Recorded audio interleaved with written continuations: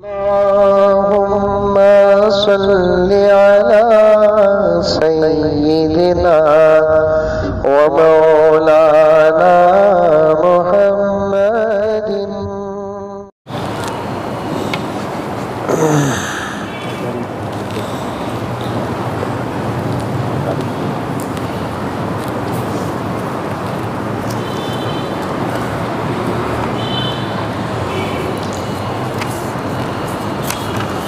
السلام علیکم ورحمۃ اللہ وبرکاتہ.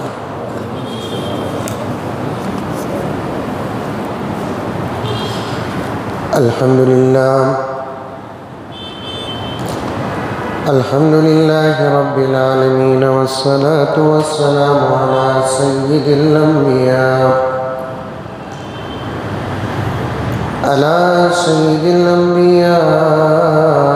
والمرسلین محمد وعلى آلہ واصحابہ اجمعین. اما بعد فاعوذ باللہ من الشیطان الرجیم. بسم اللہ الرحمن الرحیم. یا ایہا الذین آمنوا ادخلوا فی السلم کافہ ولا تتبعوا خطوات الشيطان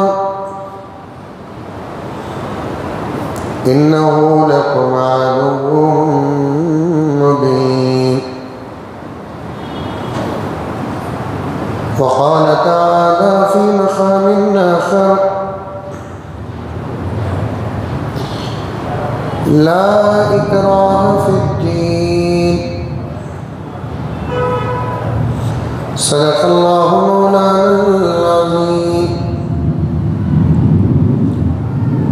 اللہم صل علی سیدنا نبینا مولانا محمد وعلى آل سیدنا نبینا مولانا محمد وبارک وسلم. اللہم صل علی محمد بعدد أوراق الأشجار وبعدد أقطار الأمطار وبعدد دواب البرار والبحار وعلى آله وصحبه وبارك وسلم. اللهم صل على محمد كما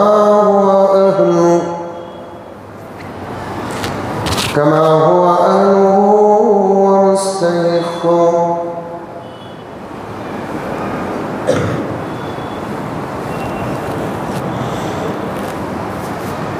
معزز سامعین اکرام،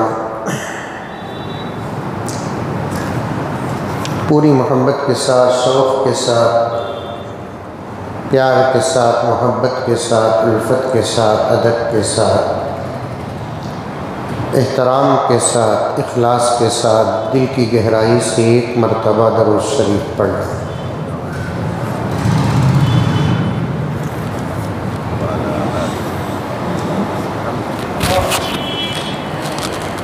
گزشتہ جمعہ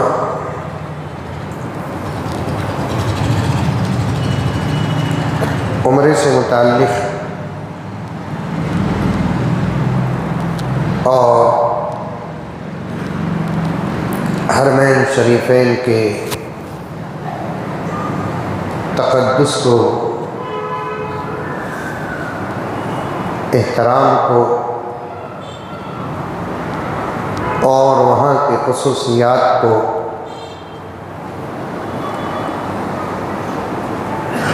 بہت ہی مختصر طور پر آپ کی خدمت میں رکھا.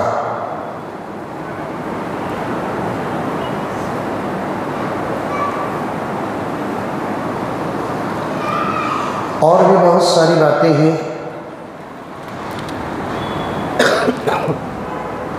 حرمین شریفین کے فضائل میں بلکہ ایک سمندر ہے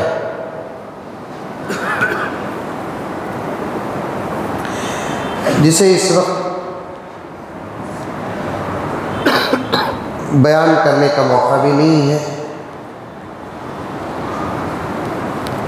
اور حالات بھی اس بات کی اجازت نہیں دیتے کہ وقت کے تقاضے کو چھوڑ کر میں کسی اور عنوان پر بات کروں۔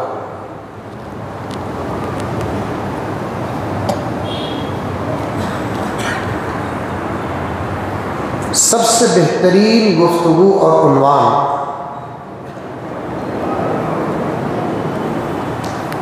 کون سا ہے؟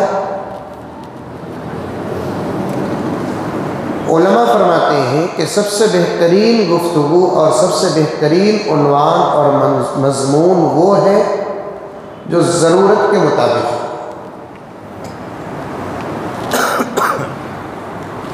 جسے عربی گرامر میں حضرات علماء کرام مقتضائے حال یا اقتضائے حال کہتے ہیں، جو حال کے مطابق بات ہے، جو اس وقت کی ضرورت ہے۔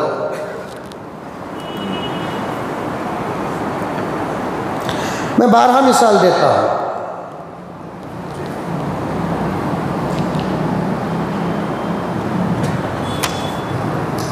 نکاح کی مجلس ہے،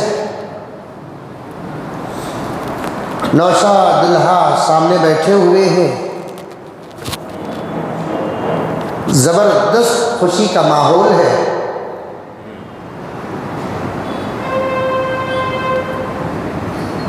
جس کی شادی ہوئی وہ اپنے یادوں میں گم ہے،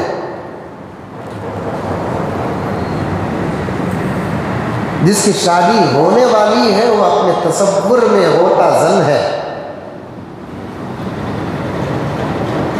جس کی شادی ہوئی وہ یہ سوچ رہا ہے میں بھی ایسا بیٹھا تھا، بلکہ اس سے بھی زیادہ سنورا ہوا تھا۔ ہوئی شادی 50 سال پہلے، یہ سوچ رہا ہے کہ اس وقت میرے کپڑے کیسے تھے، ایمبرائڈری کیسی تھی، اس میں مہو ہے۔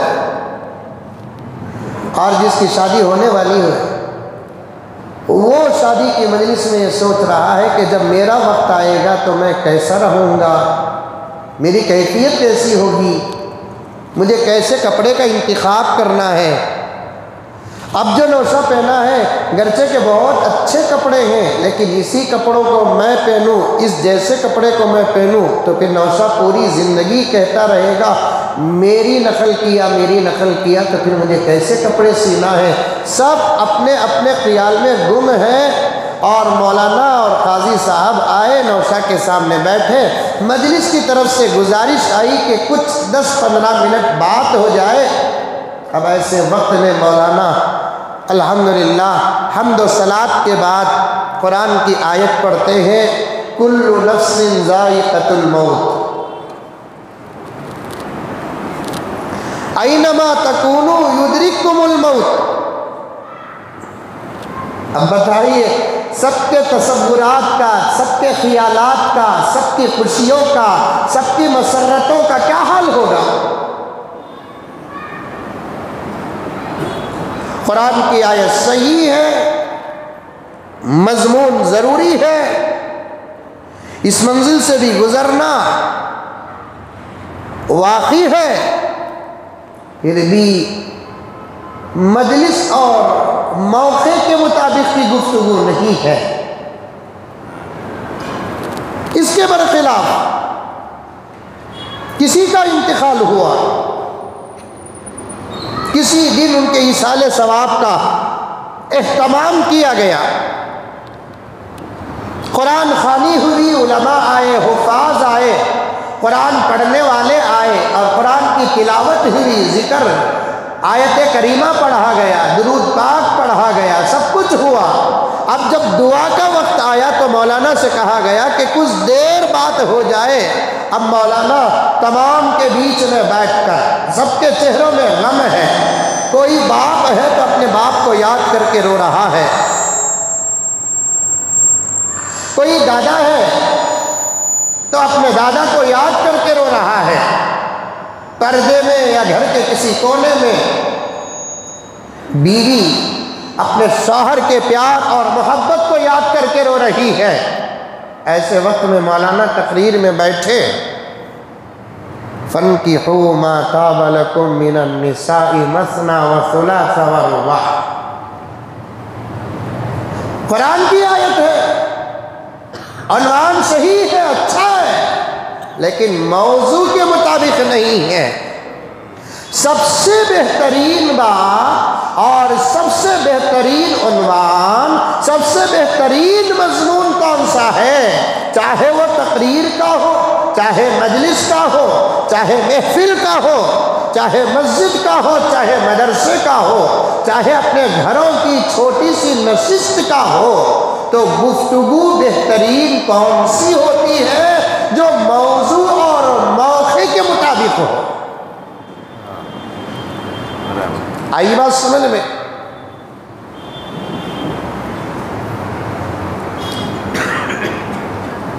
حالات ہمارے ملک کے سامنے ہیں،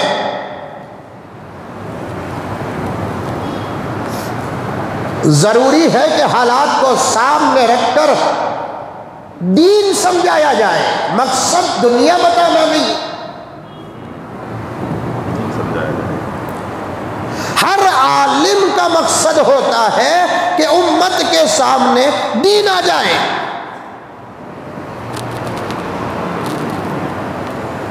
ہر تقریر کا مقصد یہی ہوتا ہے، ہر بیان کا مقصد یہی ہوتا ہے، ہر عالم کا مقصد یہی ہوتا ہے، ہر شیخ اور پیر کا مقصد یہی ہوتا ہے، ہر داعی کا مقصد یہی ہوتا ہے کہ امت کے سامنے دین آ جائے۔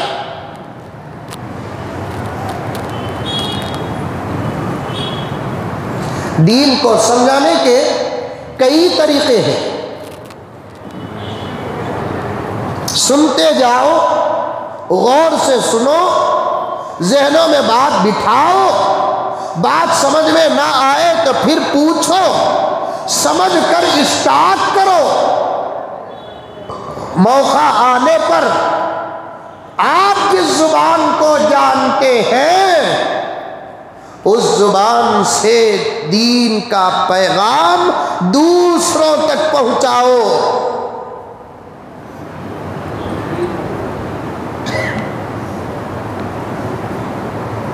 مقصد امت کے سامنے دین آنا، دین کو پہچاننا، اللہ کو جاننا، رسول اللہ کو پہچاننا، قرآن کی حقیقت سے واقف ہونا، شریعت کی حقیقت سے واقف ہونا، کیا صحیح کیا غلط اس کو سمجھ میں آ جائے،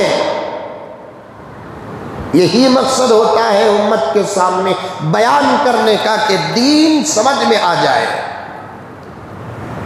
دین کو سمجھانے کے کئی طریقے ہوتے ہیں، ایسا بھی نہیں ہے کہ دین کے جو سمجھ نہیں سکتے، دین کا ایک ایک مسئلہ ایک زاویے سے اگر دیکھیں گے، رب کعبہ کی قسم، شریعت کا ایک ایک مسئلہ اللہ کی قسم مسلمان سمجھ سکتا ہے۔ علماء بیٹھے ہیں، آپ کی خدمت میں عرض کر رہا ہوں، مدارس عربیہ میں، مدرسوں میں عالم بنانے کے لیے جو نصاب اور سلیبس بنایا گیا، کورس بنایا گیا، بڑا گہرا کورس ہے، بڑی بہترین کتابیں ہیں۔ ان میں سے ایک کتاب مسئلے مسائل کی، جو حنفی مدارس جتنے بھی ہیں ہندوستان اور غیر ہندوستان میں، ہر مدرسے میں اس کتاب کو پڑھاتے ہیں، چاہے وہ دارالعلوم سبیل الرشاد ہو، چاہے وہ دارالعلوم دیوبند ہو، چاہے وہ ندوۃ العلماء ہو، چاہے وہ مظاہر العلوم ہو، چاہے وہ چھوٹے مدارس ہو، چاہے وہ بڑے مدارس ہو، دیوبندی مسلک کے مدارس ہو، بریلوی مسلک کے مدارس ہو، اگر کیا ہو رہا ہے دیوبندی مسلک کے مدارس ہو، دیوبندی مسلک کے مدارس ہو، بریلوی مسلک کے مدارس ہو، مقلدین کے مدارس ہو، حنفی المسلک ہو، تو ہر مدرسے کے اندر اس کتاب کو ضرور پڑھاتے ہیں۔ سمجھ میں آ رہی ہے پیارو بات؟ آ رہی ہے؟ کیونکہ مذہب اسلام میں مسلک ہے، مسالک ہے، مسلک کی جمع مسالک ہیں، تقریباً ہر مسلک صحیح ہے۔ مسلک، مذہب نہیں، مسلک۔ الفاظ کے ساتھ ان باتوں کو ذہن نشی کرے، ذہن میں بٹھائے۔ یہ کالج میں پڑھنے والے چھوٹے چھوٹے جو بچے ہیں، ان سے بڑی امیدیں لگی ہوئی ہیں ہماری۔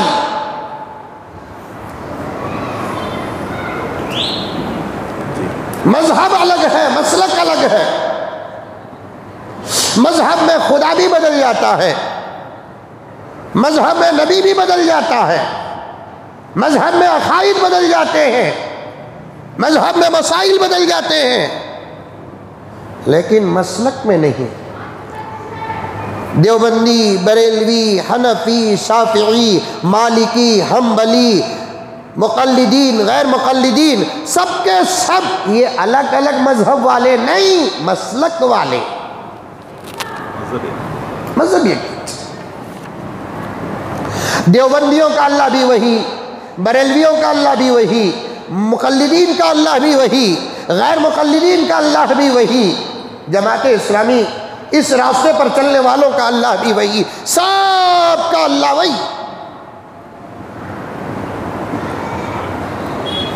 بیچ میں ایک بات آ رہی ہے، عرض کر دیتا ہوں، بہت ضروری بات ہے یہ۔ قادیانیت یا قادیانی مسلک نہیں، مذہب، مسلک نہیں۔ بریلوی، دیوبندی، حنفی، شافعی، مالکی، حنبلی، ان کی طرح مسلک نہیں، وہ مذہب۔ اسی لیے پورے ہندوستان والے قادیانیوں کے ساتھ زبردست مقابلہ کر رہے ہیں اور کامیاب ہو رہے ہیں، کامیاب ہوں گے ضرور، کیونکہ ختم نبوت کا کام کرنے والے ہیں۔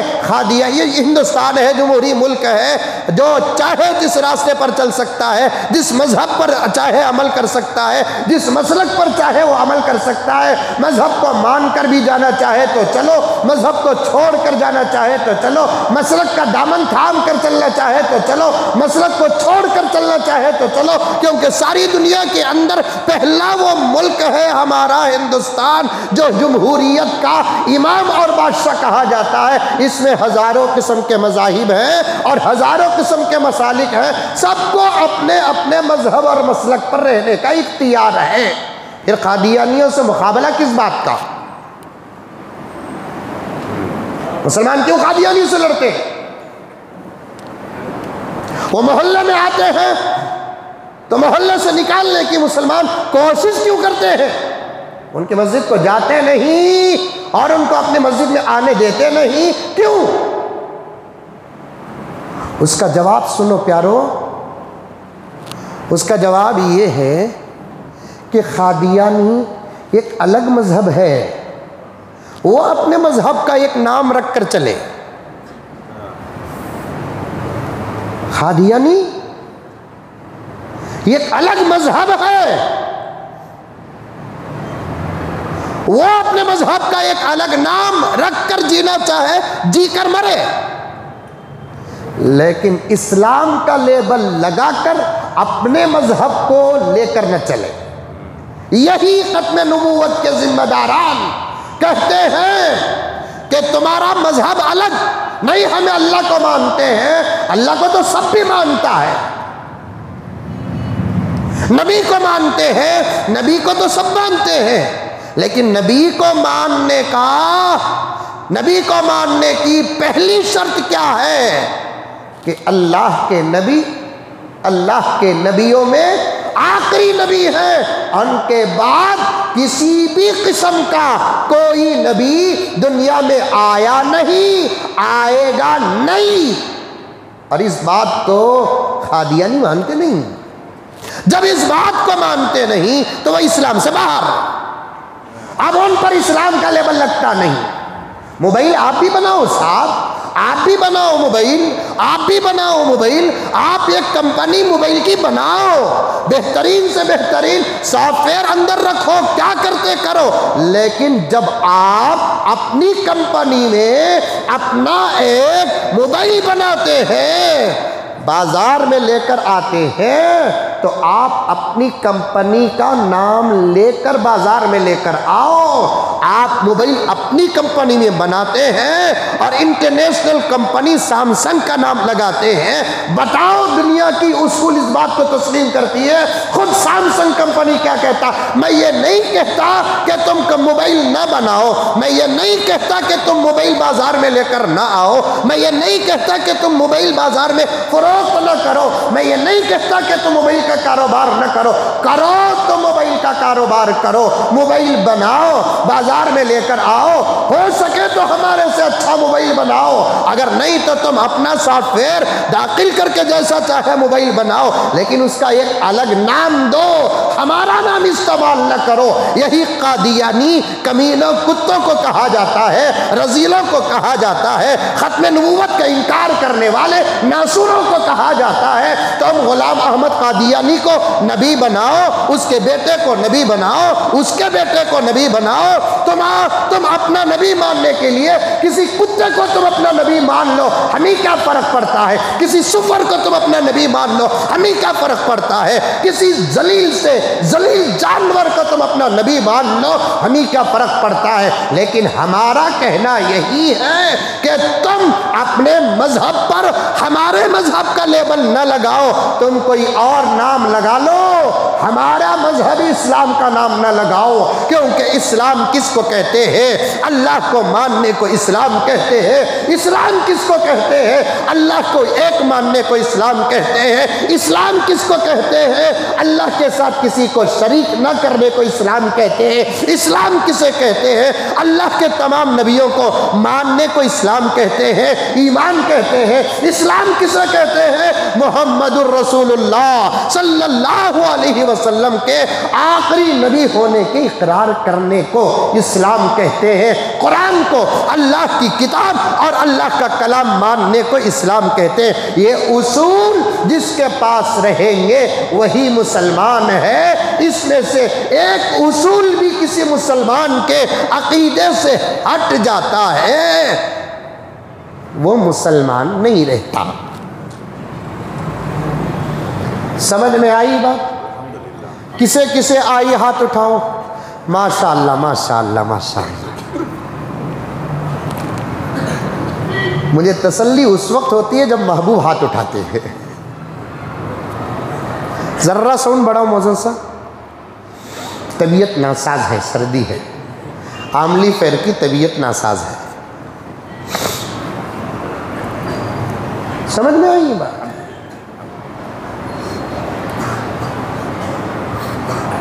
مسلک الگ لیکن سب کا مذہب ایک ہے۔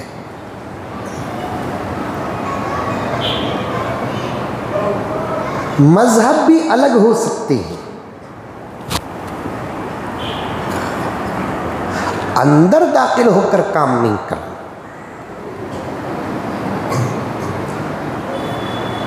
غرض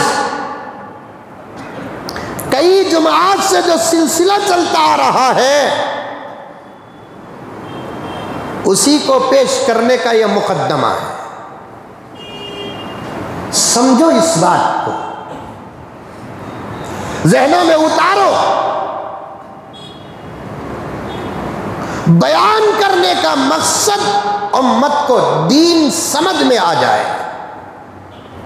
اب آپ کو بات سمجھ میں آئی کہ نہیں آئی؟ اگر کوئی آدمی یہ کہتا ہے کہ ہم قادیانی ہے العیاذ باللہ اور مسلمان ہے، یا کوئی قادیانی کہتا ہے کہ میں مسلمان ہوں کیا آپ اسے مانیں گے؟ نہیں مانیں گے۔ کیوں؟ اسلام کے جتنے شرائط ہیں، جتنے اصول ہیں، وہ اصولوں میں کچھ اصول ان کے پاس نہیں ہے تو اس میں سے وہ نکل جاتا ہے۔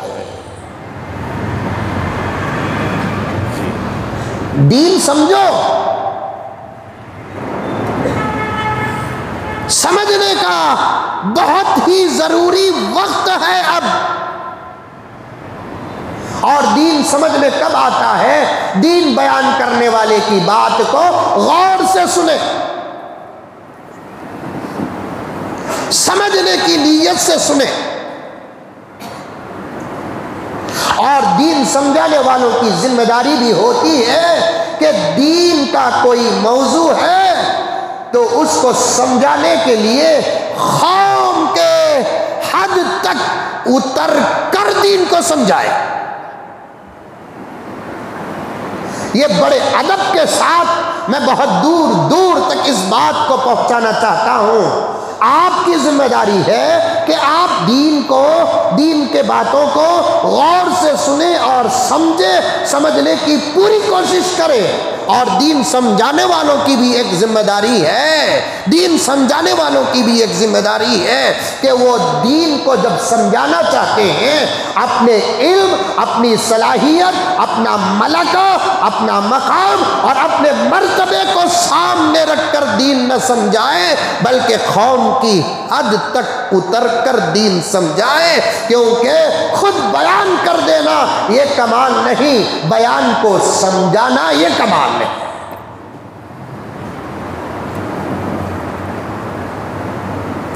اور مشکل بھی نہیں ہے دین سمجھنا۔ الدین یسر، آقا فرماتے ہیں کہ دین بہت آسان ہے، سمجھنے میں آسان، عمل کرنے میں بھی آسان، دین مشکل نہیں۔ کہ سمجھ میں آتا نہیں حضرت، کھجالے کو جاتا، کیسے کیسے بینک کے قوانین سمجھ میں آ گئے، ٹیکس کے قوانین سمجھ میں آ گئے، بزنس کے راستے سمجھ میں آ گئے، دنیا کے صحیح راستے بھی سمجھ میں آ گئے، دنیا کے غلط راستے بھی سمجھ میں آ گئے، صحیح تجارت کرنے کا طریقہ بھی سمجھ میں آ گیا، دھوکہ دے کر بزنس کرنے کا طریقہ بھی سمجھ میں آ گیا، کیسے کسی کو ٹوپی پہنایا جائے یہ ہنر بھی سمجھ میں آتا ہے، کیسے کسی کو شال اڑایا جائے یہ بھی سمجھ میں آتا ہے، کیسے کسی کو ڈبایا جائے یہ سب سمجھ میں آتا ہے، اور دین سمجھ میں نہیں آتا، یہ بڑے تعجب کی بات ہے۔ پیارو سمجھو، میں بہت باریک بات عرض کر رہا ہوں، اگر اس وقت آپ دین نہیں سمجھیں گے تو پھر آپ کے ایمان کو خطرہ ہے۔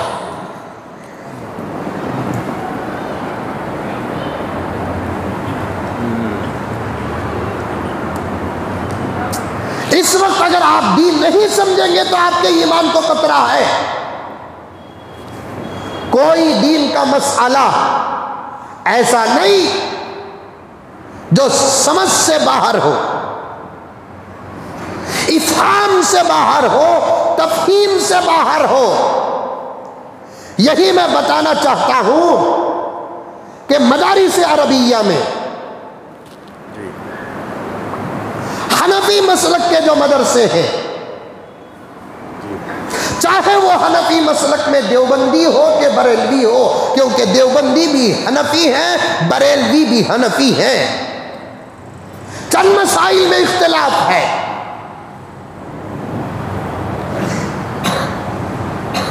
حنفی مسلک کے جتنے مدارس ہیں ساری دنیا میں تقریباً ان مدارس میں ایک کتاب پڑھائی جاتی ہے جس کا نام الہدایہ۔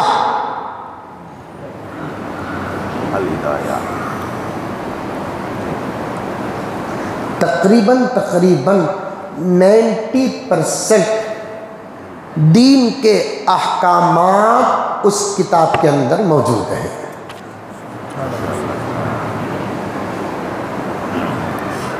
اس کے 4 ایڈیشن ہیں، 4 جلدیں، ہدایہ اول، ہدایہ ثانی، ہدایہ ثالث، ہدایہ رابع۔ آپ کو یہ سن کر تعجب ہوگا، یہ مدرسوں کے طلبہ اور حضرات علماء جانتے ہیں، یہ کتاب لکھنے والے صاحب کتاب مصنف دراصل اس کتاب کے 80 ایڈیشن بنائے۔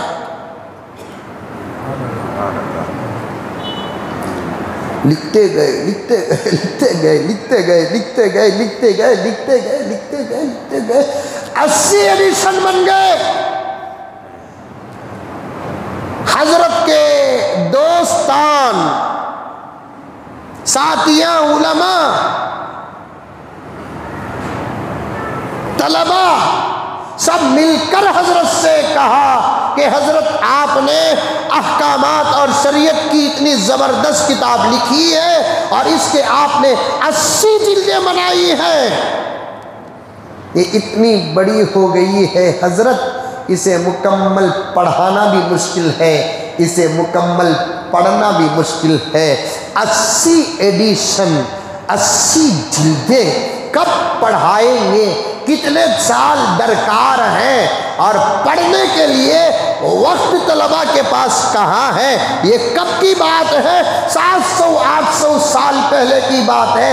اس دور میں پڑھنے کا شوق تھا، طلب تھی، تڑپ تھا، علم دین حاصل کرنے کا تو ساری دنیا میں ایک عجیب قسم کا جنون تھا۔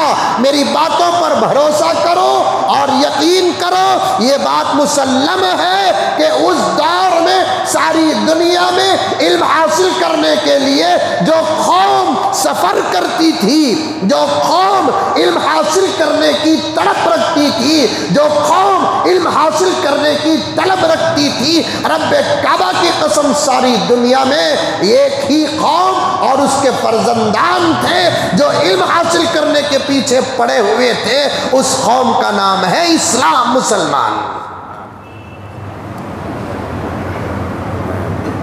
یہ دنیاوی تعلیم، کالجز، یونیورسٹیاں، گلی گلی اسکول،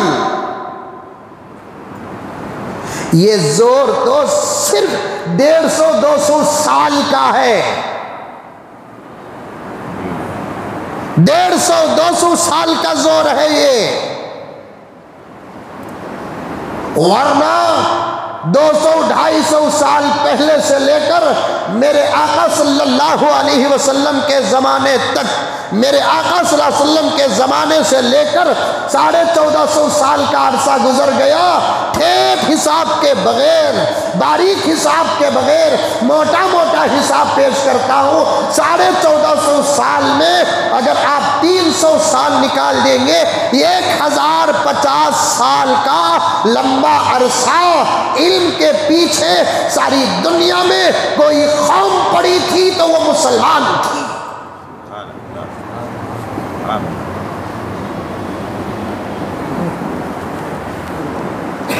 بات پکی ہے پیارو، سامنے والا اگر نہیں مانتا اسے ہم کیا کریں گے؟ کیا کریں گے؟ ثبوت اگر پیش کرنا ہے، اب تو ایسا اندھا دور ہے، ثبوت کو بھی ماننے کے لیے تیار نہیں ہے تو ہم اس سے کیا بحث کریں، کیا مناظرہ کریں؟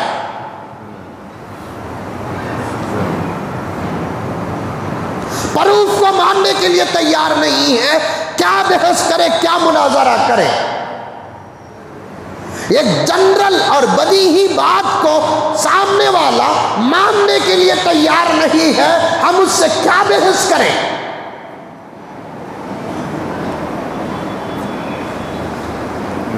بحث تو وہاں ہوتی ہے جہاں آپ سے صحیح بات نکل جائے، میں قبول کروں میرے سے صحیح بات نکل جائے، آپ قبول کریں۔ سامنے والا آج کے دور میں اس نیت کے ساتھ بیٹھتا ہے کہ مجھے سامنے والے کی کسی بھی بات کو، چاہے وہ زبان کی ہو، چاہے وہ قلم کی ہو، چاہے وہ اس وقت کی ہو، چاہے آج سے 500 1000 2000 سال پہلے کی ہو، چاہے وہ بات سمجھ میں نہ آئے، چاہے وہ بات سمجھ میں آ جائے، کسی بھی صورت سے مجھے سامنے والے کی بات کو ماننا نہیں ہے، تو ایسے آدمی سے کیا بحث کریں؟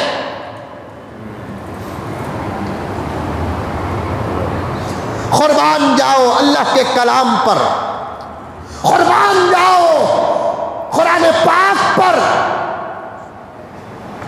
کبھی قرآن نے کہا اے محمد، دشمن حق، دشمن خدا، دشمن رسول، منکر آخرت، منکر توحید، چیلنج کرو۔ تو کبھی وہی اللہ نے میرے نبی سے فرمایا کہ اے محمد ان جاہلوں سے آپ بحث مت کرو۔ کبھی کہا چیلنج کرو، اگر قرآن اللہ کی کتاب نہیں ہے تو اس جیسی کتاب لے کر آؤ، چیلنج کرو۔ فَأْتُوا بِسُورَةٍ مِّن مِّثْلِهِ،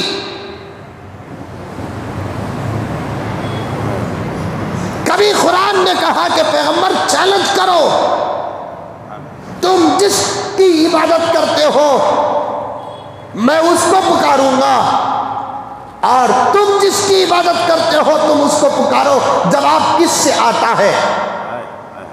وَادْعُوا شُهَدَاءَكُم مِّن دُونِ اللَّهِ إِن كُنتُمْ صَادِقِينَ، چیلنج بتایا اللہ نے، وَادْعُوا شُهَدَاءَكُم مِّن دُونِ اللَّهِ، اے لوگوں اللہ کے علاوہ تم جس کی عبادت کرتے ہو، جس کی پوجا کرتے ہو، اس کو بلاؤ۔ اگر تم سچے ہو اور وہ جواب دے سکتے ہو تو تم اس کو بلاؤ، یا نہیں تو میں میرے رب کو بلاتا ہوں۔ تو کس کا جواب آتا؟ دودھ کا دودھ، پانی کا پانی ہو جائے گا۔ کبھی اللہ نے میرے نبی سے فرمایا اے محمد ان کو مثالیں دے دے کر سمجھاؤ، کیا وہ غلام بہتر ہے جس کے 2 آقا ہو، یا وہ غلام بہتر ہے جس کا ایک ہی آقا ہو؟ کیا وہ غلام بہتر ہے جس کے 2 مالک ہو، یا وہ غلام بہتر ہے جس کا ایک ہی مالک ہو؟ یا وہ جانور بہتر ہو جس کے 2 مالک ہو، یا وہ جانور بہتر ہے جس کا ایک ہی مالک ہو؟ سمجھاؤ پیغمبر۔ اگر سمجھ گیا تو فبیہا، لازمی بات ہے عقل کا قطرہ ہو، عقل کا ذرہ ہو تو پھر جواب دے گا۔ وہ غلام جس کے 2 آقا، وہ غلام جس کے 2 مالک، وہ ہمیشہ ٹینشن میں رہتا ہے، اور وہ غلام جس کا ایک مالک اور وہ غلام جس کا ایک آقا ہوتا ہے وہ بے فکر رہتا ہے۔ یہ بے فکر کیوں؟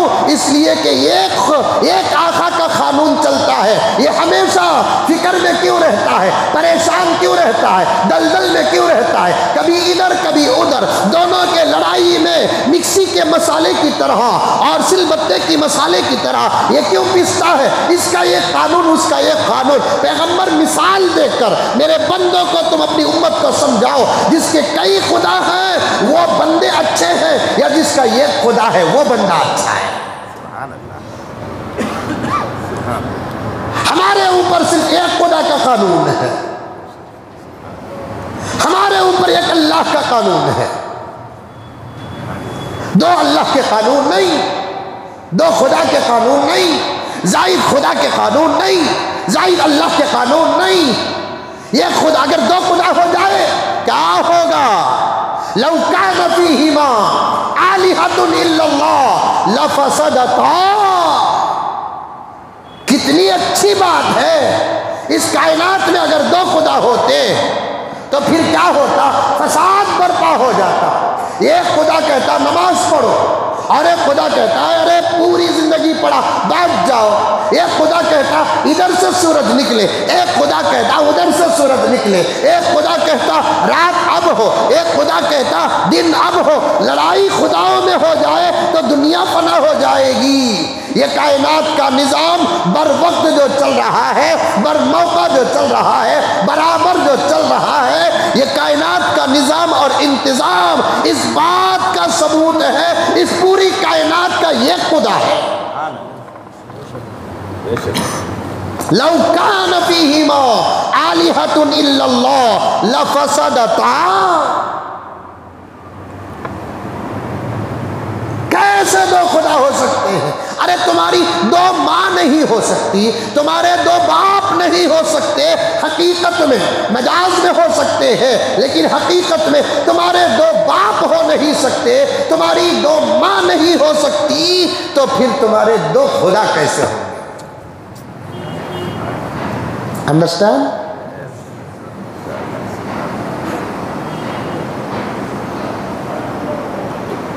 کبھی اللہ نے فرمایا کہ محمد سمجھاؤ،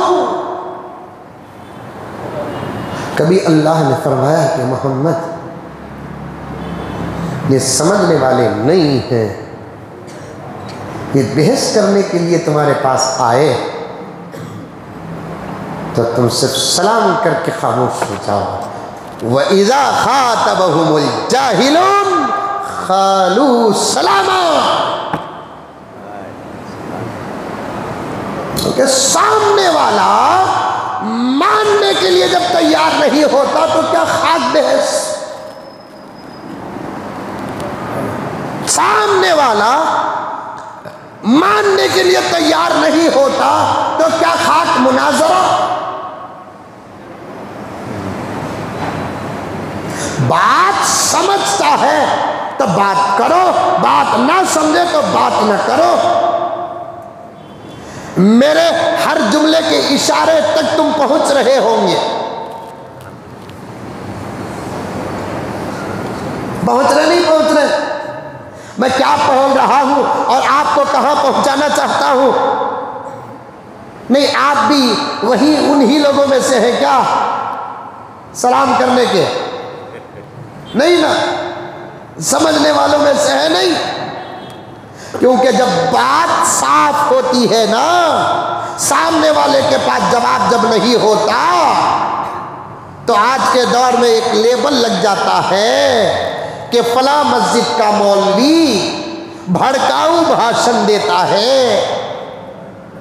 ارے پیارے، نہ ہم بھڑکتے ہیں نہ بھڑکاؤ بھاشن دیتے ہیں، ہم تو بھاشن وہ دیتے ہیں جس سے آدمی سن کر سمجھ جائے، عمل کر لے تو اس سے زیادہ امن کسی کے بھاشن میں نہیں۔ اسلام اور بھڑکاؤ، اسلام اور دہشت گردی، اسلام اور کسی کا انسلٹ، اسلام اور کسی کے ساتھ مذاق، اسلام اور کسی کے شان میں گستاخی، سوال پیدا نہیں ہوتا۔ بھڑکاؤ بھاشن مسلمان دیتا نہیں۔ غور کرو، فکر کرو، سیکنڈ سیکنڈ اس وقت دنیا کا محفوظ ہو رہا ہے، جملے جملے محفوظ ہو رہے ہیں، ادا ادا محفوظ ہو رہے ہیں۔ آدمی کہاں ہے، کیا کر رہا ہے، یہ تمام باتیں ریکارڈ ہو رہی ہیں۔ اسلام کبھی بھڑکاؤ بھاشن دینے کی اجازت دیتا ہی نہیں، اور اسلام کے روشن ستارے حضرات علماء کرام کبھی بھڑکاؤ بھاشن دیتے نہیں۔ ہمارے پاس بھڑکاؤ بھاشن دینے کا سبق ہے ہی نہیں، ہمارے پاس تو امن کا سبق ہے، پیار کا سبق ہے، محبت کا سبق ہے، اتحاد کا سبق ہے، اتفاق کا سبق ہے، انسانیت کا سبق ہے، مان मर्यादा का सबक है। हमारे पास जो चीज़ नहीं है हम कहाँ देंगे? आओ पानी पूछते हैं तो पानी मिलेगा, जमजम पूछते हैं तो जमजम मिलेगा, रूह अफ़ज़ा पूछते हैं तो रूह अफ़ज़ा मिलेगा। मेरे पास मिसाल पेश कर रहा हूँ, अगर कोई मेरे पास आकर शराब पूछे और मैं शराब दूँ, मेरे पास हैच नहीं है। जब मेरे पास शराब है नहीं और बाहर चर्चे हो रहे हैं मुसलमान मुजम्मिल शराब पिला रहा है, शराब पिला रहा है, इससे ज्यादा काला झूठ और कौन सा हो सकता है, जबकि मेरे पास शराब ही नहीं है।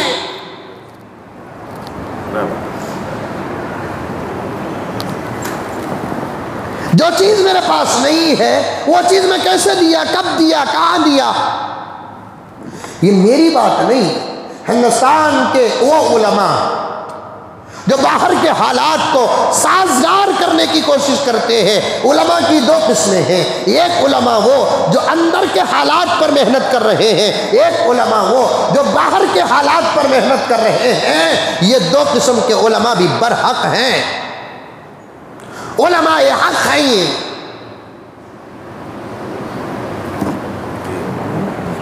उलमा की दो किस्में, फिर समझाने की कोशिश करता हूँ। उलमा की दो किस्में हैं। एक उलमा की किस्म वो है जो बाहर के हालात को साजगार बनाने की कोशिश करते हैं। दुश्मनान से कोई सवाल उठता है, कोई इल्ज़ाम लगता है उम्मत पर, मुसलमानों पर, इस्लाम पर, कुरान पर, शान मोहम्मद पर कोई इल्ज़ाम लगता है तो उम्मत की तरफ से फर्ज किफाया बनकर रब्बे काबा की कसम बाहर के वो उलमा जो दिफा में लगे हुए हैं, ये उलमा अनका डंके की चोट में जवाब देते हैं। और दूसरी किस्म उलमा की कौन सी कि वो लोग अंदर के काम में लगे हुए हैं। अब आपको ये पूछने का इख्तियार और अधिकार नहीं वो अंदर का काम क्यों नहीं करते, ये बाहर का काम क्यों नहीं करते। ये दौर तक़सीम का दौर है, सहाबा का दौर तक़सीम का दौर नहीं था। और नबी की शान, नबी की ताकत तक़सीम की नहीं थी। नबी अंदर का भी काम करता था, नबी बाहर का भी काम करता था, नबी सियासत का भी काम करता था, नबी मुआशरत का भी काम करता था। नबी हर काम करने की सलाहियत अपने अंदर रखता है। मेरे आका का तो क्या कहना, हर काम करने की सलाहियत का इत्माम मेरे आका सल्लल्लाहु अलैहि वसल्लम की शान अक़दस में थी। आका के बाद आका ने जिनको सबक पढ़ाया, जिनको कलिमा पढ़ाया, जिनको तराशा, जिनको तालीम से नवाजा, जिनकी तरबियत की है, अबू बकर को सिद्दीक जिसको नबी ने बनाया, उमर को फारूक नबी ने बनाया, उस्मान को ज़ुन्नूरैन जिसने बनाया और अली को हैदर कर्रार बनाया, सय्यदुल शुहदा जिन हजरत हमजा को बनाया। ये सहाबा की जमात भी तक़सीम की जमात नहीं थी। एक एक सहाबी अपने अंदर एक एक उम्मत की ताकत रखता था। हर सहाबी तफसीर भी करता, हर सहाबी हदीस भी बयान करता, हर सहाबी मसाइल भी बयान करता, हर सहाबी बाहर का दिफा का काम भी करता, हर सहाबी अंदर का काम भी करता। हर सहाबी के पास सियासत करने की भी ताकत, हुकूमत करने की भी ताकत, नमाज पढ़ाने की भी ताकत, खिताबत करने की भी ताकत, दर्स देने की भी ताकत, हर सहाबी के अंदर ये ताकत थी। सहाबा के बाद जितने अफराद पैदा हुए, जितने अशखास पैदा हुए, जितने लोग पैदा हुए, उनके अंदर ये तमाम सलाहियतें यकजा किसी के अंदर नहीं थी, तक़सीम का था।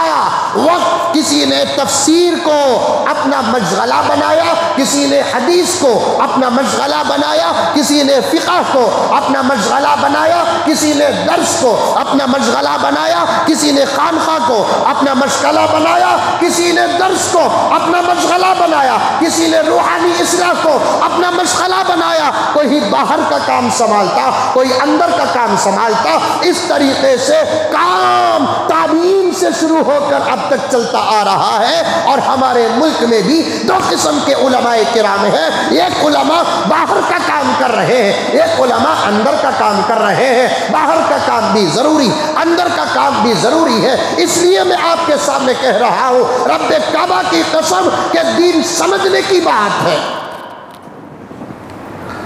बाहर के इल्जाम लगता है उम्मत पर तो जवाब देते हैं, और जवाब जब उनको हजम नहीं होता तो फौरन इल्जाम लगा देते हैं कि भड़काऊ भाषण। ہم نہ آتش نہیں بھڑکاؤ باشن، ہمارے پاس بھڑکاؤ باشن کا اسٹاک ہے نہیں. ہم تو آج بھی انسانیت کی اصلاح میں لگے ہوئے ہیں. ان کا ایمان، ان کے اعمال، ان کی نماز، ان کا روزہ سدھارنے میں لگے ہوئے ہیں. قرآن پڑھانے میں لگے ہوئے ہیں. ایک عورت، بڑی گہرائی میں جا رہا ہوں پیاروں، بڑوں کی آواز، بڑوں کا خادم بن کر یہ پوری باتیں آپ کے سامنے رکھ رہا ہوں. کیوں؟ مسلمان دو چیزوں میں مبتلا ہے اس وقت کا. توجہ چاہتا ہوں.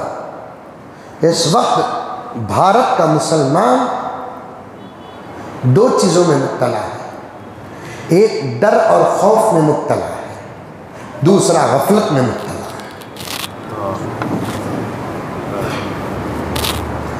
ایک ڈر اور خوف میں مبتلا، دوسرا غفلت میں مبتلا. اور پتہ نہیں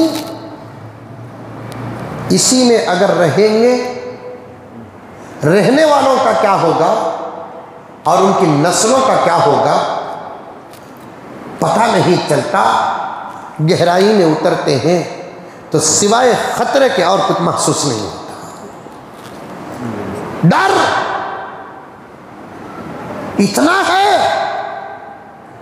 اچھا کام کر کے اگر محبوب بدنام ہوتا ہے. توجہ چاہتا ہوں، بار بار مسلمانوں تمہیں جگہ کر ایک جملہ بیان کرنا پڑتا ہے. کیا بے حسی ہے، کیا غفلت ہے. ایک سیاسی آدمی کوئی کام کرتا ہے اور دشمن اس پر الزام لگاتا ہے، اس پارٹی کا کتا بھی دشمن کے خلاف بھوگنے کے لیے میدان میں آتا ہے. سمجھ میں آ رہی میری بات ہے؟ ایک پارٹی کا، کسی بھی پارٹی کا کوئی لیڈر کوئی بات کرتا ہے اور اس کے دشمن اس پر حملہ کرتے ہیں تو اس پارٹی کے ورکرز، اس پارٹی کے افراد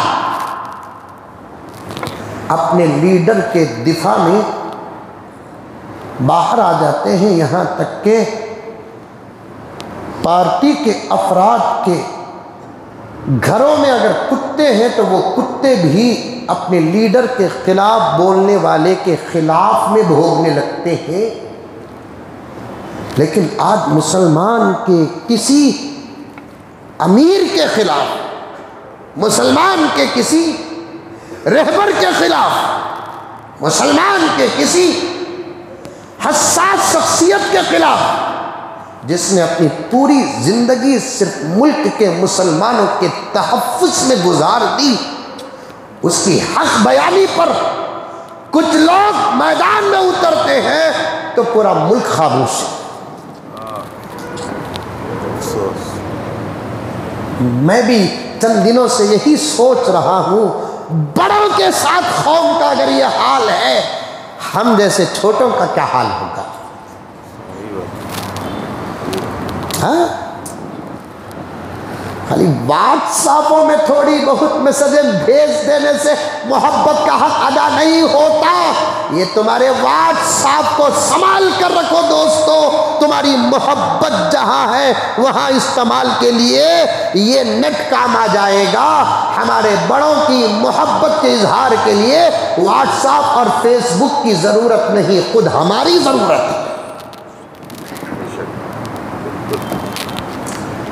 ہماری اپنی ضرورت ہے.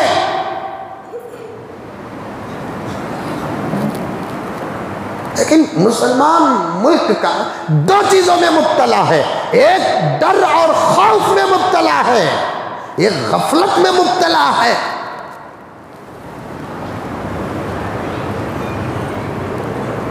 کیوں؟ ملک کا مرد مجاہد، ملک کی آبرو،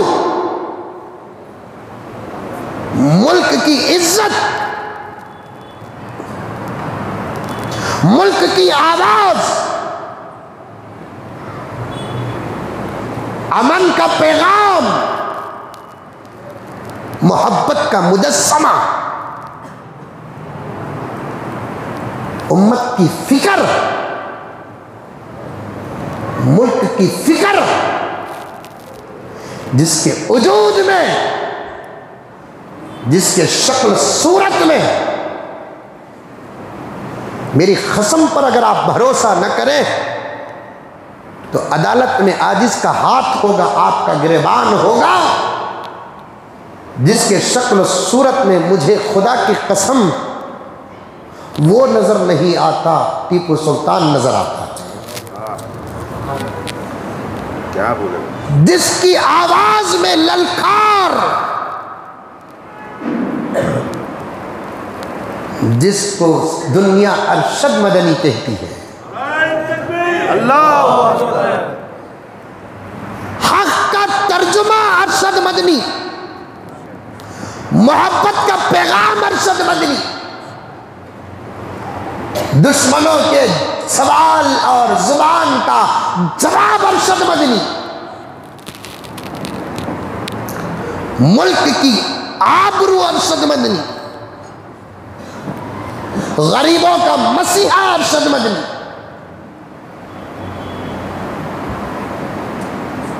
جمہوریت کا امام ارشد مدنی، وقت کے فرعونوں کے مقابلے کا موسیٰ ارشد مدنی، نمرود کا مقابل ابراہیم کے شکل میں ارشد مدنی،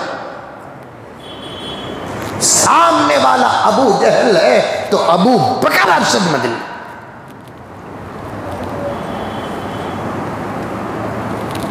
جب زبان کھلتی ہے، سنو دل سے سنو، تم ہو کہ غیر ہو، دل سے سنو، آدمی کیا کہتا ہے، کون کہتا ہے۔ میں نے کل بھی ایک جگہ پر کہا تھا کہ اگر کوئی آدمی ارشد مدنی کو بوڑھا سمجھتا ہے تو وہ اندھا ہے، اس سے بڑا جوان کون ہو سکتا ہے۔ میدان کے بیچ میں حق بیان کرنے کی اس وقت اللہ تعالیٰ اس زمین میں پہلے نمبر پہ کسی کو طاقت عطا کیا ہے تو اس شخصیت کا نام ارشد مدنی ہے۔ اللہ اکبر، بالکل کیا کہا؟ سادات کا عادل،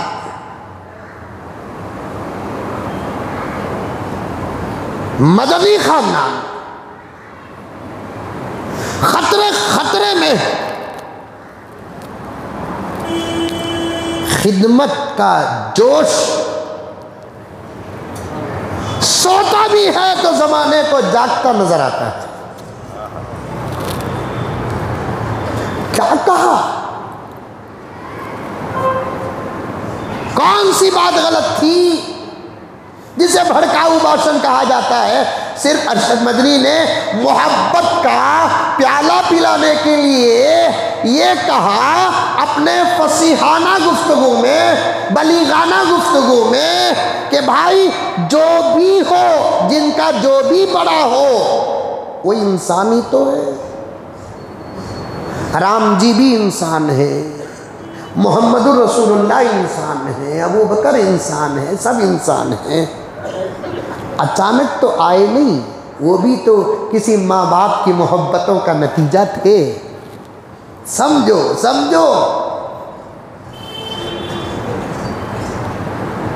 کوئی ایسا آدمی چاہے کسی بھی دھرم میں کیوں نہ ہو، ہمارے محمد ہی کوئی کچھ ہوتے صلی اللہ علیہ وسلم کہ جو کسی ماں باپ سے پیدا نہ ہوئے ہوتے تو ان کے بارے میں کچھ سوچتے، لیکن جو بھی جس قوم کے جو بھی بڑے ہیں، چاہے مسلمانوں میں ہو، ہندوؤں میں ہو، سکھ اور عیسائیوں میں ہو، کسی میں بھی کوئی بھی کیوں نہ ہو، جس کو ہر آدمی اپنی طاقت سے بڑھ کر محبت کرتا ہے، پہلے سمجھو. ارے غیرہ سمجھے نہیں، کچھ مسلمانہ بھی سمجھے نہیں، گھگو بریلوی مسلک سے تعلق رکھنے والا ایک جاہل جو عالم کی شکل اختیار کیا ہے. اب موقع نہیں ہے، اب موقع نہیں ہے. میں اختلاف کی بات نہیں کر رہا ہوں، اس ایک آدمی پر میں کہہ رہا ہوں. وہ مسلک بریلوی کا ہے نہیں. اسے دیکھو، یہ مکتب بریلویت سے تعلق رکھتا ہے،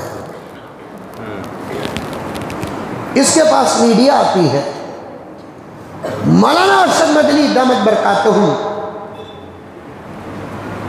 یہ تقریر کے متعلق اس سے سوال کرتی ہے، صحیح ہے تو صحیح بولو، غلط ہے تو غلط بولو، وہ الگ بات ہے. بجائے ارشد مدنی پر بات کرنے کے نامخون دیوبندیت، علماء دیوبند، دارالعلوم دیوبند پر بات کرتا ہے. یہ ہے امت کا اتحاد اس وقت کا.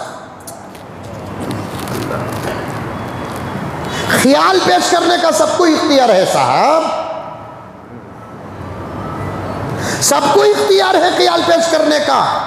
خیال اگر ان کا ہے، ان کا خیال صحیح ہے کہ غلط ہے، اس پر تبصرہ ان کو کرنے کا اختیار ہے. میری یہ پونا گھنٹہ 1 گھنٹہ کی تقریر چل رہی ہے، کوئی جملہ ایسا ہو جو ان کو سمجھ میں نہیں آیا یا سمجھ میں آیا کہ پسند نہیں آیا، میرے اس جملے پر تبصرہ کرنے کا ان کو پورا اختیار ہے. اختیار کے ملک میں رہ رہے ہیں، مجبور ملک میں نہیں رہ رہے ہیں. یہ اللہ کا کرم ہے کہ اللہ نے ہم کو اس ملک میں پیدا کیا ہے جہاں ہم اپنی رائے کھل کر بیان کر سکتے ہیں. ساری دنیا میں ایسا ملک کہیں نہیں ملے گا الحمدللہ. نظر لگاؤ ان کو، مودی جی تک یہ بات پہنچاؤ ان کو، ورنہ وہ بھی بل پاس کر ڈالیں گے. کون بھی بولنا نہیں، میں کیا بولتا ہوں کہ وہ سننا، وہ کبھی ہوگا نہیں انشاءاللہ تعالی. مودی جی ہو کہ یوگی جی ہو کہ جو بھی سی ایم ہو، جو بھی پی ایم ہو، کوئی بھی ہو، ان کا کام بولنا نہیں، سننا. بولنے کا کام پبلک کا، بولنے کا کام پبلک کا، سننے کا کام پی ایم کا، سننے کا کام سی ایم کا، سننے کا کام ایم پی کا، سننے کا نام ایم ایل اے کا، سننے کا کام کونسلر کا. بولنے کا کام ہمارا. ہمیں کیا چاہتے ہیں وہ پیش کریں گے، ہمارے کیا مسائل ہیں وہ پیش کریں گے، ہماری کیا ضرورتیں ہیں وہ پیش کریں گے، ہمیں کیا تکلیف ہے وہ پیش کریں گے. چلتے چلتے دوسرے ظالم ملکوں کا ماحول ہمارے ملک میں داخل ہو رہا ہے. ہمارا ملک ایسا نہیں، ہر ایک کو آزادی کے ساتھ اپنا خیال پیش کرنے کی پوری اجازت تھی، ہے، رہے گا. کسی ماں نے ایسا بچہ نہیں جنا ہمارے ملک کے کسی واسی سے اس ادھیکار کو چھین لے اور یہ قانون بنا دے کہ ملک کا کوئی آدمی کسی بھی قسم کا خیال پیش نہیں کر سکتا. ملک کا واسی مسلمان ہو کہ ہندو ہو مر سکتا ہے، لیکن غلط دیکھ کر اپنی زبان بند نہیں کر سکتا. جو اپنی زبان غلط دیکھ کر بند کرتا ہے، میں کہوں گا وہ ڈبے کا تو دودھ پیا ہوگا لیکن ماں کا دودھ نہیں پیا ہوگا. ماں کا دودھ پینے والے حق بولتے ہیں، ناحق کے خلاف آواز اٹھاتے ہیں، ظلم کے خلاف آواز اٹھاتے ہیں. ان کی بات سمجھ میں نہیں آئی تو مجھے اس پر تبصرہ کرنے کی اجازت ہے. میری بات سمجھ میں نہیں آئی تو ان کو تبصرہ کرنے کی اجازت ہے. یہ پتہ نہیں کہ یہ کس گاؤں کا، کس ملک کا احمق الوجود ہے، انسان کی شکل کا جانور ہے बिकाऊ माल सड़ी हुई कोतिमीर से भी बदतर है। अरशद मदनी दामद बरकातुहुम की बात समझने के लिए भी वो लायक का आदमी होना चाहिए।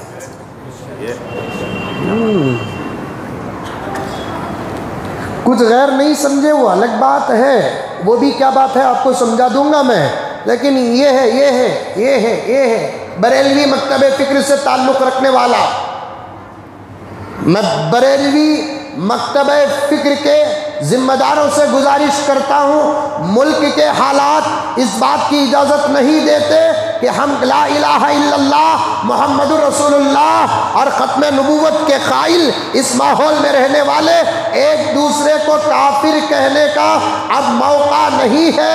लना आमालुना वलकुम आमालुकुम, ये लास्ट चांस है, कोई आवाज़ निकाले कि ना निकाले, लेकिन मैं डंके की चोट में कहता हूँ कि इसके बाद अगर कोई उलमाए देवबंद को या देवबंदियत को या दारुल उलूम देवबंद को या मसलक देवबंद को कुफ्र का फतवा लगाया या काफिर कहा, तो फिर हमको हमारे मजमून और उन्वान बदलने पड़ेंगे और पुरानी खबरों को खोदना पड़ेगा। कहता है कि अरशद मदनी काफिर है, कहता है कि दारुल उलूम देवबंद कुफ्र का अड्डा है।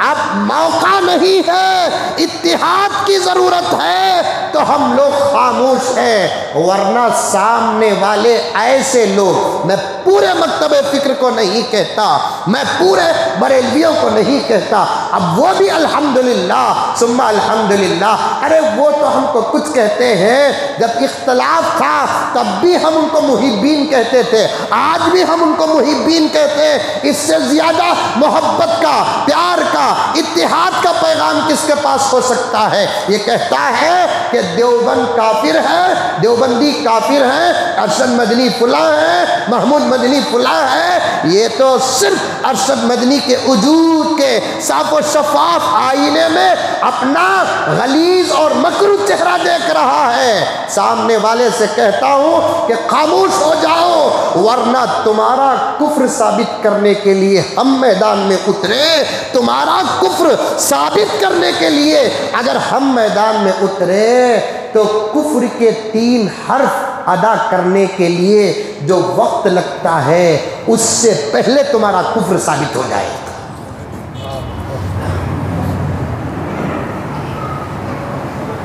आप दुश्मनों को पूछो कि तुम्हारा जवाब मुल्क में कौन, यही तो दारुल उलूम देवबंद है। दुश्मन आज भी किसी की सलाहियतों से, किसी के इल्म से, किसी के अमल से आज भी दुश्मन डरता है, तो किससे? वही देवबंद और फरजाना ने देवबंद से डरता है। चंद दिन पहले मैं जब उम्रे में था, एक साहब ने मुझे एक व्हाट्सएप भेजा, कहा कि मौलाना तुम जहाँ भी हो उसे सुने, मेरे पास है तो मैं बता दूं, यानी तो आपके पास भी होगा। वो क्या नाम है उसका जो हमेशा इस्लाम के खिलाफ बोलता रहता है, वो सामी है एक वसीम रज़वी का खुदा है नरसिम्हा, कई को हजरत उसका नाम भूले, याद रखना ज़रूरी भी नहीं, मंजे कई को उसका नाम देखता हूँ मिल गया तो कभी हमेशा इस्लाम के ख़िलाफ़, मुसलमानों के ख़िलाफ़ बोलने वाला। वो ख़ुद कहता है कि अरशद मदनी मामूली इंसान नहीं है, जिसके क़दमों में हुकूमत है उसका नाम अरशद मदनी है। बोला नहीं बोलिया? जिसके सामने दाल नहीं गलती उसका नाम अरशद मदनी है। जिसके सामने बेबस, नाहक और बातिल हो जाता है उसका नाम अरशद मदनी है। जिसके सादे सीधे जुमले भी दुश्मनों के ऐवानों में जलजले पैदा कर देते हैं उसका नाम अरशद मदनी है।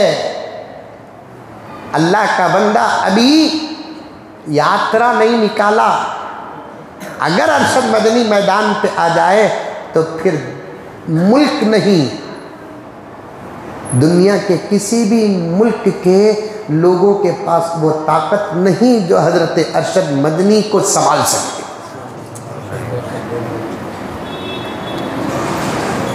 اللہ کے نیک بندے کبھی اپنی طاقتوں کا اظہار نہیں کرتے۔ کیا کہا؟ لوگوں میں تبصرے چل رہے ہیں، وضاحت کر کے اپنی بات کو ختم کروں۔ کیا کہا حضرت مولانا ارشد مدنی دامت برکاتہم نے؟ بس یہی کہا۔ اس سے پہلے ایک جملہ بول جاتا ہوں، خاص طور پر 8 سال سے، عام طور پر اس سے پہلے موجودہ حکومت اور پارٹی اور کچھ مزید ان سے جڑی ہوئی لڑیاں اور پارٹیاں کتنے مرتبہ ہم نہ بولے آ جاؤ گھر واپسی کرو بول کر؟ کتنے مرتبہ بولے نہیں بولے؟ کتنے مرتبہ بولے؟ تمہارے باپ دادا، تمہارے پر دادا، کھڑ دادا، سکڑ دادا، پکڑ دادا، کاکی دادا، کدھر کی دادا، وہ تھے جو ہمیں تھے، تمہیں بدل گئے سو کاکی کدھر کی، آ جاؤ بیٹھ جاؤ مہمان، آ جاؤ بول کر بولے نہیں بولے؟ اسمبلیوں میں، پارلیمنٹوں میں، جلسوں میں گھر واپسی بولے نہیں بولے؟ ارے بولے نہیں بولے؟ ایک بات بتاتا ہوں، سنو پیارو، ہر کسی کو دعوت دینے کا اختیار ہے۔ تمہیں دعوت دیے تو ہمیں آ جانا، نہیں تو خاموش رہنا۔ ہمیں دعوت دیے تو تمہیں بھڑک جانا، یہ کہاں کرے با ظلم؟ ہاں، دعوت دیو، آؤ بھائی بلاؤ، جو تمہارے پاس ہے وہ دکھاؤ، پیسوں کا آفر مت دو، دولت کا آفر مت دو، عورت کا آفر مت دو، ایڈی سے مت ڈراؤ، حساب و کتاب سے مت ڈراؤ، پولیس اور جئی سے مت ڈراؤ، گولی بندوق اور سلاخوں سے مت ڈراؤ، دعوت دو صاحب۔ اسلام کی وسعت قلبی کو تم نہیں جانتے، اللہ کی بے نیازی کو تم نہیں جانتے، پیغمبر صلی اللہ علیہ وسلم کی بے نیازی کو تم نہیں جانتے، اللہ کو ڈر نہیں ہے کہیں اس کا کلمہ پڑھنے والے کافر ہو جائے، پیغمبر کو فکر ہے، ڈر نہیں ہے، کیونکہ ہدایت غالب جس پر آتی ہے وہی رہتا ہے، ہدایت کسی کی مغلوب ہو جاتی ہے کیا نہیں ہو سکتا۔ کتنے ایسے صحابہ پیغمبر کے آخری دور میں جو نبی کے پاس آئے، کلمہ پڑھے، ادھر نبی کا انتقال ہوا، ادھر وہ مرتد ہو گئے، اسلام مٹ گیا، اسلام مٹ گیا۔ بھائی ایک سفر ہے دنیا کے اندر، ادھر سے ادھر لوگ آتے ہیں، ادھر سے ادھر لوگ آتے ہیں، یہاں سے وہاں جاتے ہیں، وہاں سے یہاں آتے رہتے ہیں، چنئی سے بنگلور آئے، بنگلور سے چنئی کو گئے، حیدرآباد سے بنگلور آئے، بنگلور سے حیدرآباد گئے، کلکتہ سے چنئی کو گئے، چنئی سے کلکتہ، آنا جانا تو ہر دور میں رہا ہے۔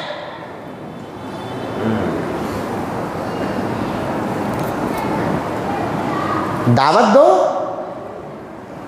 جو تمہارے پاس اچھی چیزیں ہیں وہ بتاؤ،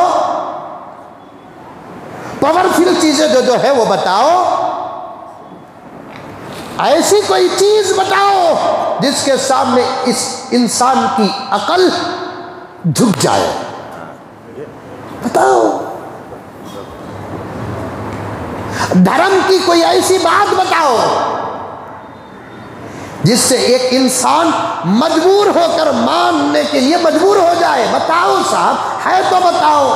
اور ہمیں بھی صاف صاف بتاتے ہیں کہ یہ اللہ کی کتاب ہے، آسمان سے اتری ہے۔ مثال بتا رہا ہوں، قرآن پاک نہیں ہے اس وقت وہاں رکھا ہوا، مثال میں ایک ایکشن کر کے، یہ اللہ کی کتاب ہے، آسمان سے اتری ہوئی ہے، اس کو ذرا پڑھو، اس کو ذرا سمجھو، اس کی باتوں پر غور کرو، تو پھر آپ کی عقل کیا کہتی ہے، آپ کا ضمیر کیا کہتا ہے، آپ کا دماغ کیا کہتا ہے؟ صاف صاف یہ جو تحریر ہے، یہ جو ریٹنگ ہے، وہ محمد کی بھی بنائی ہوئی نہیں ہے۔ محمد تو ایسے تھے جو قلم تک پکڑنا نہیں جانتے تھے۔ عام طور پر امت میں اگر کوئی قلم نہ پکڑے تو اسے جاہل کہتے ہیں، لیکن میرا نبی وہ ہے قلم تک پکڑنا نہیں۔ وَلَا تَخُطُّهُ بِيَمِينِكَ، کبھی آپ نے ہاتھ سے لکھا تک نہیں ہے، لکھا پڑھا لکھنا تک نہیں جانتے۔ میں کئی سال پہلے کہا تھا، اکرم صاحب یاد ہوگا کہ پیغمبر لکھنا پڑھنا نہیں جانتے تھے، جبکہ عرب میں اپنے بچوں کو لکھانا پڑھانے کا ایک مزاج تھا۔ حضرت امیر معاویہ رضی اللہ تعالی عنہ کے والد حضرت ابو سفیان اسلام سے پہلے بیٹے کے پیدا ہونے کے بعد ان کو بہترین قسم کی تعلیم دی، اچھا لکھنا پڑھنا سکھایا ان کو۔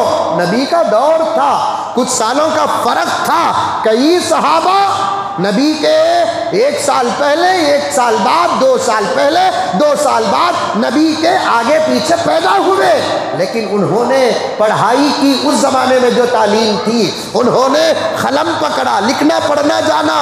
عجیب بات ہے، عبد المطلب جتنا نبی کو چاہتے تھے اس وقت اور اس سے پہلے اور اس کے بعد کوئی دادا اپنے پوتے کو اتنا نہیں چاہا۔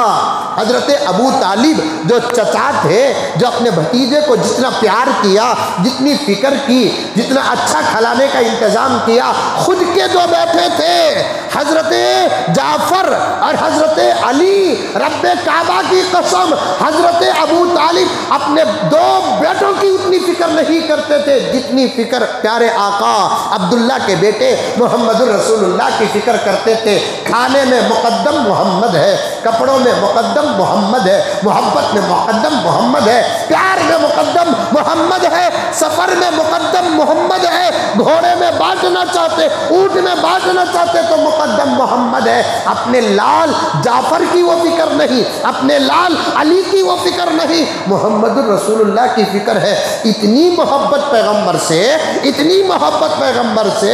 ابو طالب کا دھرم الگ ہے، محمد کا مذہب الگ ہے، لیکن جب پیارے آقا صلی اللہ علیہ وسلم 40 سال میں اعلان نبوت فرمایا، 40 سال کے بعد توحید کا پیغام دیا، دعوت دی، ابو طالب آئے تو نہیں لیکن اپنے بھتیجے کے خاطر اختلاف بھی نہیں کیا۔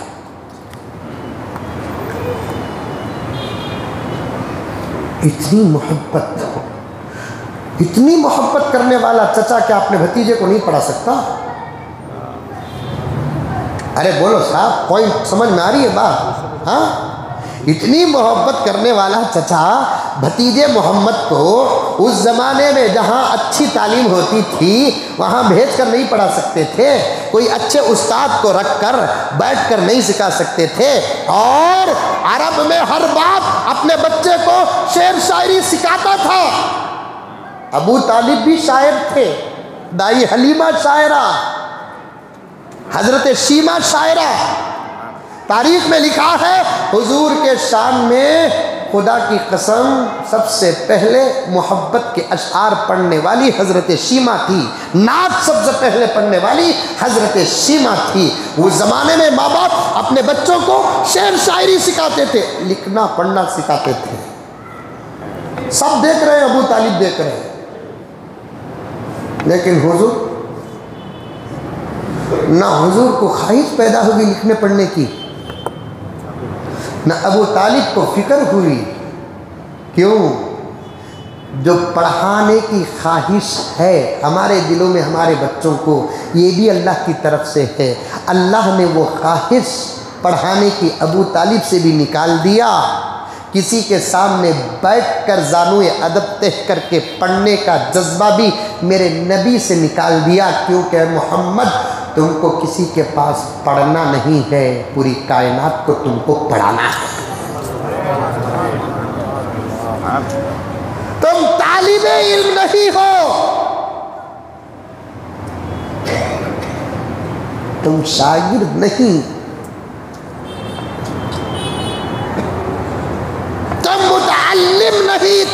मुअल्लिम हो।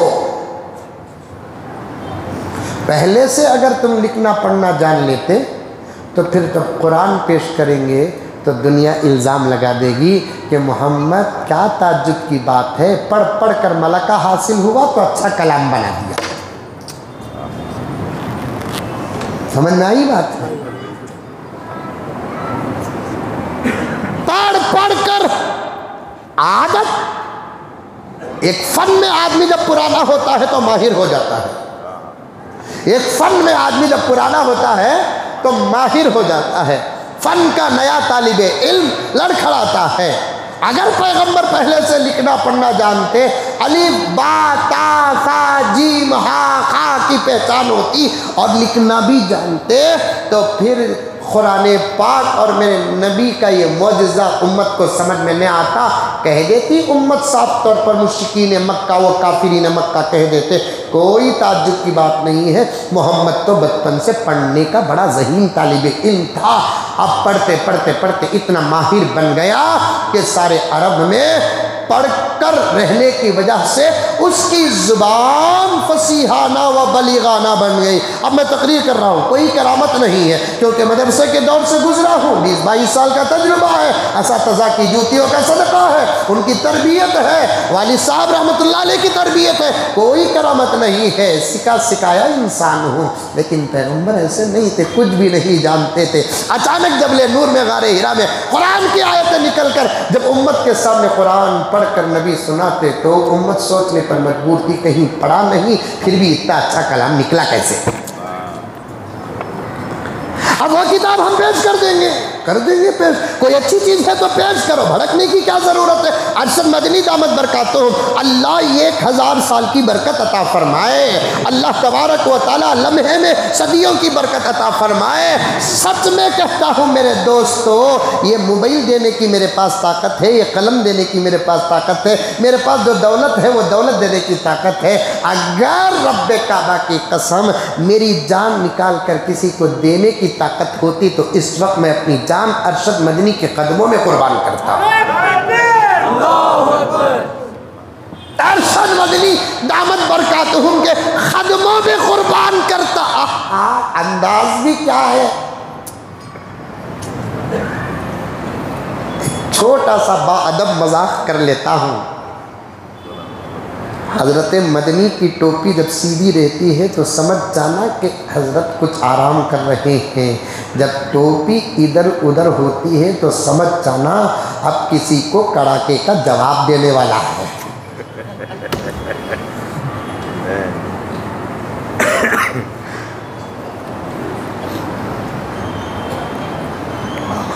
क्या कहा, कितने सालों से वापस हो जाओ घर वापसी बोलकर कितना तुम्हें बोले, एक मर्तबा हजरत मदनी बोलते हैं तो इतना भड़कने की क्या ज़रूरत है साहब।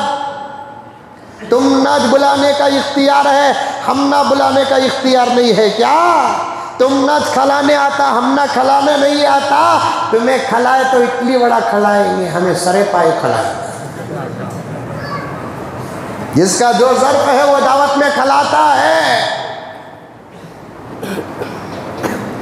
बेहतर है कि ना तुम दावत दो ना हम दावत दो। बेहतर यह है कि तुम अपना धर्म पेश करो, हम अपना धर्म पेश करें। लकुम दीनुकुम वलिय दीन। अरशद मदनी दामत बरकातुहू कितनी गहरी बात बताए हैं, वही बात बताए जिस पर पूरी इंसानियत का इत्तेफाक है। यहूदी भी इस बात को मानते हैं, ईसाई भी यही बात को मानते हैं, सिख भाई भी यही बात को मानते हैं। गुरु नानक के तालीमात में ये बात मौजूद है, रामायण गीता भगवत गीता में ये बात मौजूद है क्या कि हर इंसान किसी न किसी से पैदा हुआ है। ये लड़ी, ये कनेक्शन, ये लिंक चलते चलते चलते चलते चलते चलते चलते चलते चलते चलते चलते चलते उस इंसान तक पहुंच जाती है जो किसी बाप से भी पैदा नहीं हुआ, किसी माँ से भी पैदा नहीं हुआ। उसे हम आदम कहते हैं और तुम हम कहते हैं। उसी के सब औलाद हैं।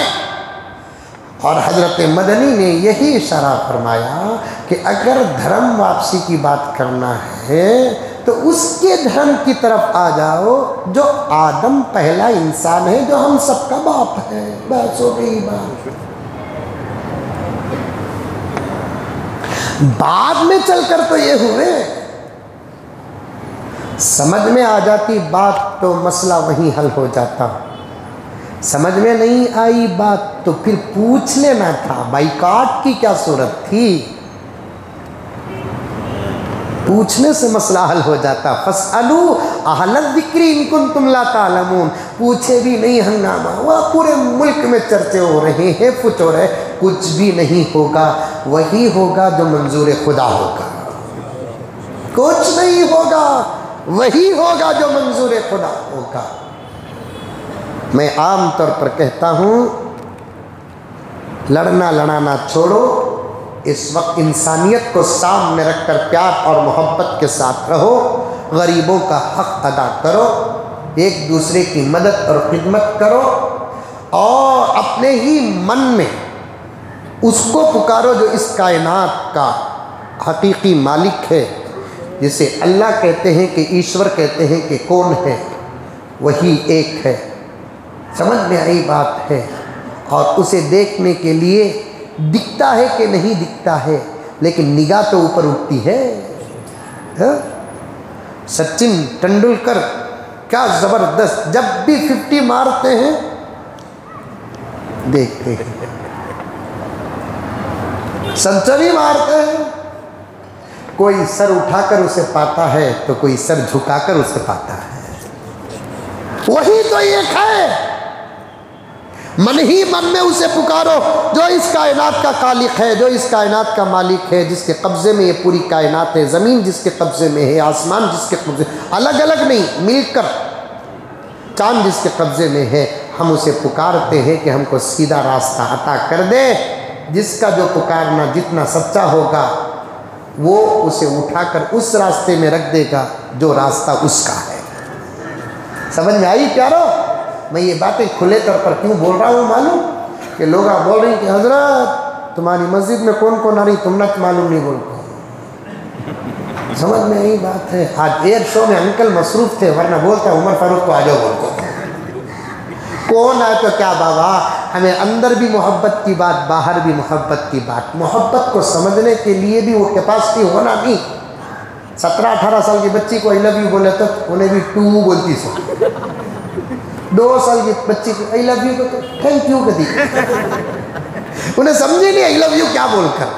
محبت کو سمجھنے کے لیے بھی محبت والے ہونی چاہیے۔ دشمنوں کو محبت کیا سمجھ میں آئے گی، جن کے دل خراب ہے ان کو محبت کیا ہم محبت والے ہیں، اسلام محبت والا ہے، پیار والا ہے، امن والا ہے۔ اسلام دہشت گرد نہیں، اسلام کسی کا دل توڑتا نہیں، اسلام کسی کے مذہب کے ساتھ مذاق اور گستاخی کرتا نہیں۔ آئندہ جمعہ وہ تمام باتیں پیش کروں گا کہ اسلام ادر ریلیجن مذہبوں کے ساتھ اچھا سلوک کرنے کا قرآن نے کیا پیغام دیا ہے، انشاءاللہ آئندہ جمعہ آپ کی خدمت میں رکھوں گا۔ دعا فرمائے اللہ مجھے اور آپ کو سب کو عمل کرنے کی توفیق عطا فرمائے، آمین ثم آمین۔ آخر میں رمضان المبارک قریب ہے، مسجد کے کچھ تقاضے ہیں جسے آپ